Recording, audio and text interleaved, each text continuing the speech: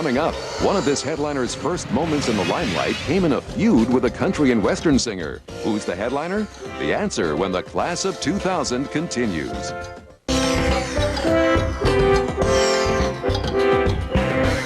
Troubled marriage played out in front of a worldwide audience didn't stop her. And although she sparked a minor controversy with country singer Tammy Wynette for quoting "Stand by your man" in her defense, Hillary Rodham Clinton rose above it all. She's leaving the White House, but much to the chagrin of her political enemies, she'll be a very short walk down Pennsylvania Avenue. Stepping out this year on her own, making history as the first lady to win elective office. I could have avoided some mistakes, but I think that, it's natural that you have to make your own mistakes, learn from them, and go on. To some, she's a woman ahead of her time. To others, she's one stuck in a hopelessly liberal past. And many see her simply as a woman branded by her husband's betrayal. I misled people, including even my wife. I asked her how she was, and she said, I'd like to stay in bed and pull the covers over my head and have a nervous breakdown. And she marched on. In the year 2000, she does more than march. Hillary Clinton becomes the first lady ever to run for public office.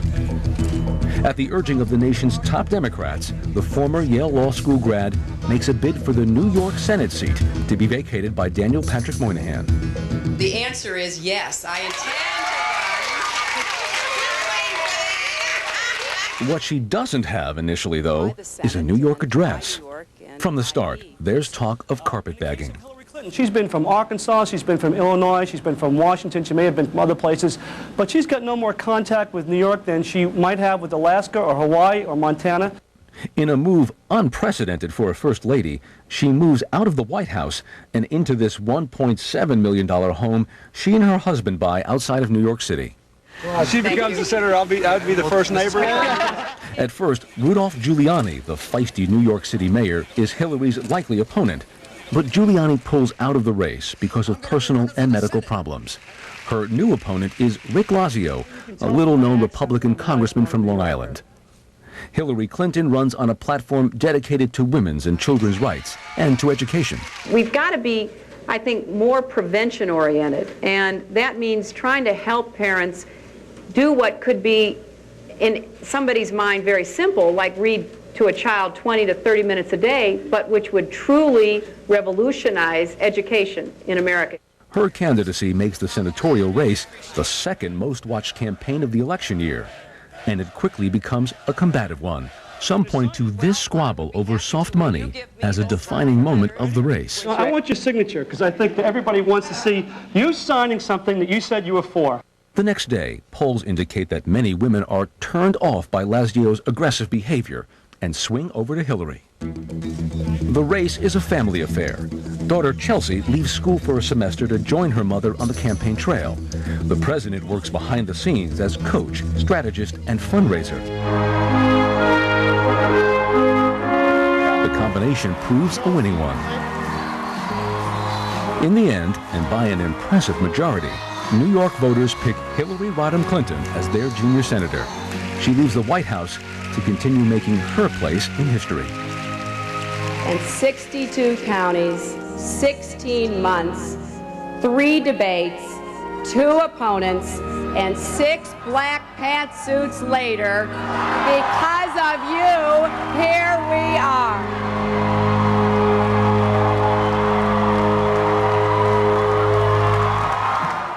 Now, Hillary Clinton wasn't the only one in uncharted waters this year. The tragic odyssey of a little Cuban boy dominated the early months of the year and touched off a political drama to rival the human one.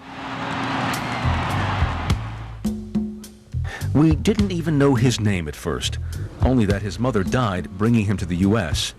Found clinging to this inner tube Thanksgiving Day 1999, 5-year-old Elian Gonzalez sets off an international custody battle. His mom did risk her life for him to get liberty, and I hope that this country gives us the opportunity of knowing what liberty is all about. This little boy, who has been through so much, belongs with his father. During the spring of 2000, the debate over his fate reignites the debate over the fate of Cuba, captivating the politicians and polarizing South Florida. It begins when immigration authorities place Elian temporarily with his Miami relatives. Led by his uncle Lazaro and cousin Marcelesis, they want the little boy to stay permanently. They argue they are far better suited to raise the boy than his father in Cardenas, Cuba. But there's a problem. Both the little boy's father and the Cuban government want him back.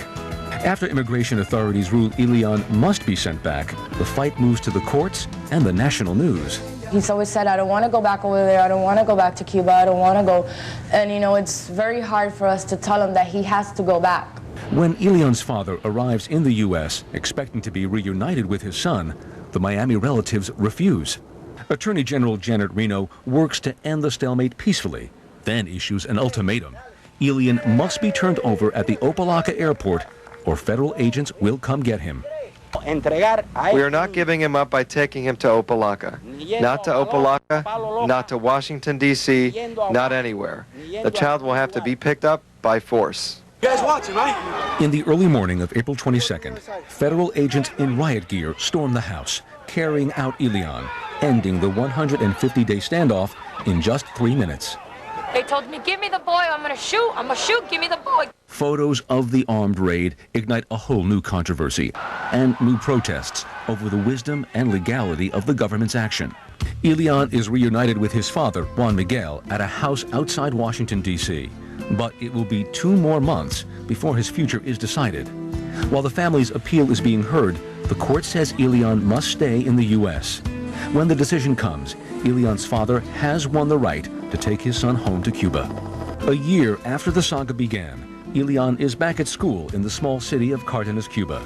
And on December 6th, he celebrates his 7th birthday. One of the fishermen who pulled him from the sea a year earlier is able to visit him. While the old Cold War hatreds, reignited by this case, may never heal, he says the 7-year-old at the center of it all seems no worse for wear. He's a little boy that has no scars whatsoever from what happened to him, which is very good for me and puts my mind at ease that the right decision was made. When we come back, straight from the 2000 yearbook, Celebrity Couples of the Year. The Notorious takes center stage. Legends who've left us. And we'll crown our class president. As Headliners and Legends, the class of 2000 continues.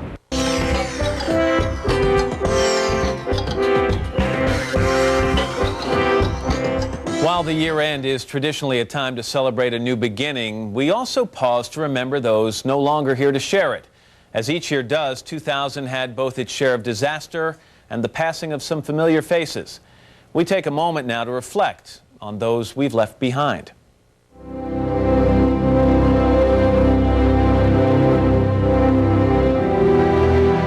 On the left wing, 2 of the supersonic jet's 4 engines appear to burst into flames. The plane, losing altitude, rolls and falls towards the Earth.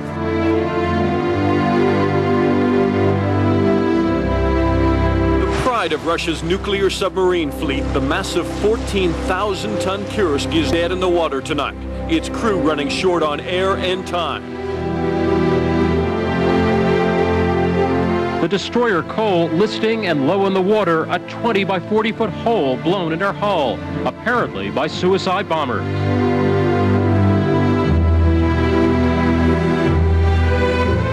Grief has engulfed Austria after a fire in a cable car filled with skiers killed at least 155 people.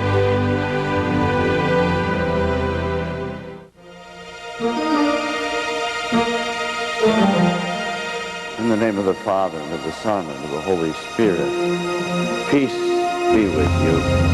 The 80-year-old cardinal died last night after suffering from brain cancer for 9 months.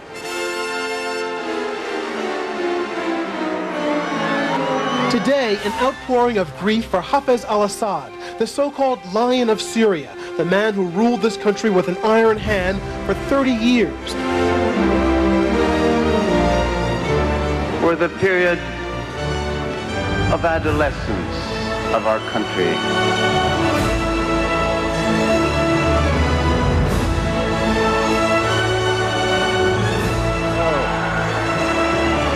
He was a fantastic governor.